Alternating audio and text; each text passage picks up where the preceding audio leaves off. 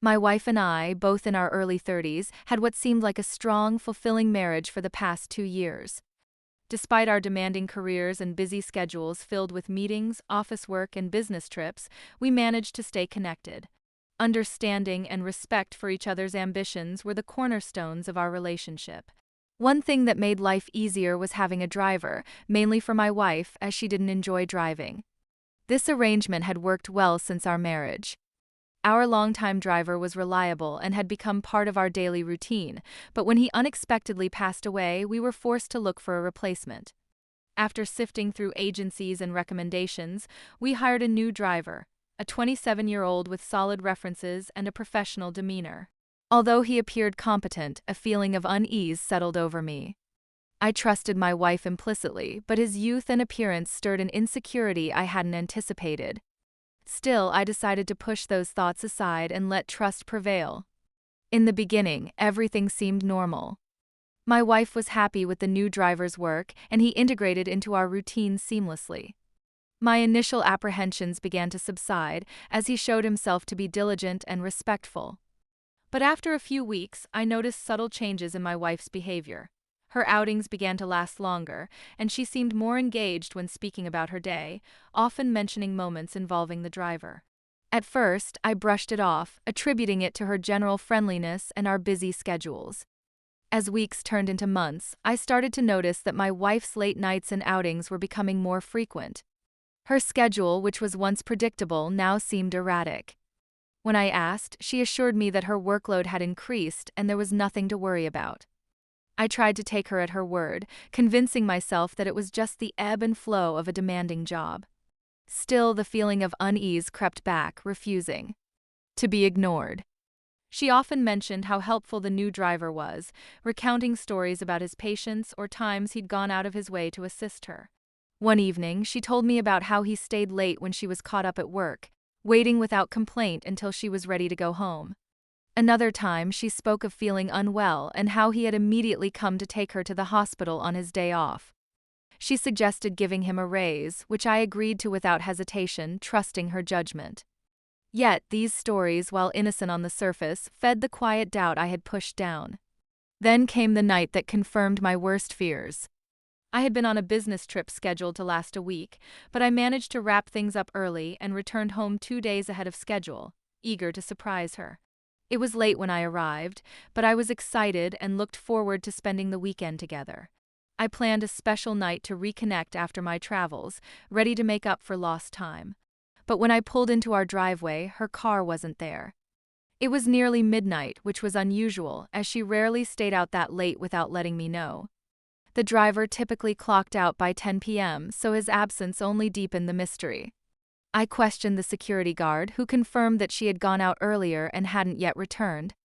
I instructed him to keep my arrival a secret and went inside, turning off the lights and waiting in the dark. About 30 minutes later, I heard the familiar sound of her car pulling into the driveway. I moved to the window and watched as she stepped out, dressed up as if she'd been to an event. The driver exited the car too, which was odd. He should have left as soon as he dropped her off. Instead, he walked her to the door, and they laughed softly, sharing an intimacy that made my blood boil. I waited in the shadows as she unlocked the front door and pulled him inside. They were whispering and giggling, then kissed as they stepped further into the house. The anger that surged within me was like nothing I'd felt before. Unable to hold back, I flicked on the lights and they froze, eyes wide with shock. The room was suspended in silence, my sudden presence cutting through their laughter like a blade. The shock on their faces said it all. My wife stammered, trying to form words that never came. The driver stood still, caught between guilt and fear, his eyes darting between us. The betrayal that had simmered in my mind for weeks came to a full boil, and I felt a surge of anger that made my hands tremble. I couldn't bear to hear whatever excuse she was trying to form. There was nothing that could explain away what I had just witnessed. Without raising my voice, I pointed to the door and told them both to leave. My wife began to protest, her voice shaky as she tried to piece together a justification, but I cut her off with a simple, "Get out." The finality in my tone made it clear that there was no room for discussion. The driver mumbled an apology as he shuffled past me, avoiding eye contact. My wife hesitated, pleading with her eyes, but I stood firm, refusing to let the pain crack my resolve. As she walked out, I told her that she would hear from my lawyer soon and that she could expect divorce papers. The door closed behind them, and I was left in a house that now felt foreign, as if everything within its walls had been tainted. The hours that followed were a blur. I sat on the couch, the silence suffocating. Missed calls and messages from her began piling up on my phone, each notification like a jab to an already open wound. I couldn't bring myself to read or listen to any of them. The woman I thought I knew, the partner I trusted completely, had shattered the life we built together. The days following that night felt surreal. The house was empty, devoid of her laughter and the routines that once filled it. The silence was heavy but, in some way, cleansing. I moved through the motions, contacting my lawyer, informing close friends and family, and trying to explain the unexplainable to myself. The missed calls from her continued, each one more desperate than the last. Apologies, explanations, pleas, none of them mattered. I deleted them all without a second thought. Work became my sanctuary, a place where I could distract myself from the gnawing ache of betrayal. Friends offered their support, rallying around me to remind me that I didn't have to face this alone. Yet, late at night, when the house grew quiet and the weight of reality sank in, I struggled. Memories of our life together, the moments we built, would rise unbidden, only to dissolve into the bitter truth of what she had done. The divorce process moved quickly. There was no point in dragging things out when the trust had been obliterated. She signed the papers, perhaps realizing there was no path back. In our brief interactions, I could see regret etched on her face, but it was too late. The damage was irreversible. I packed up her belongings as promised, sending them away with a courier. The finality of it felt strange, both a loss and a relief.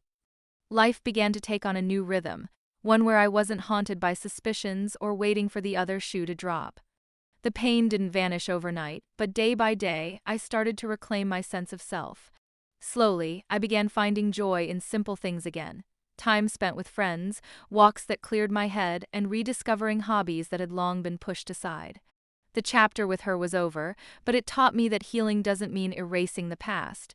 It means learning from it and moving forward, stronger. To those who have been through something similar, know that rebuilding is possible. Life has its sharp, painful turns, but it continues, and so can you. Thank you for listening to my story. Your support means more than words can say. If you enjoyed this story, please like and subscribe to my channel for more content.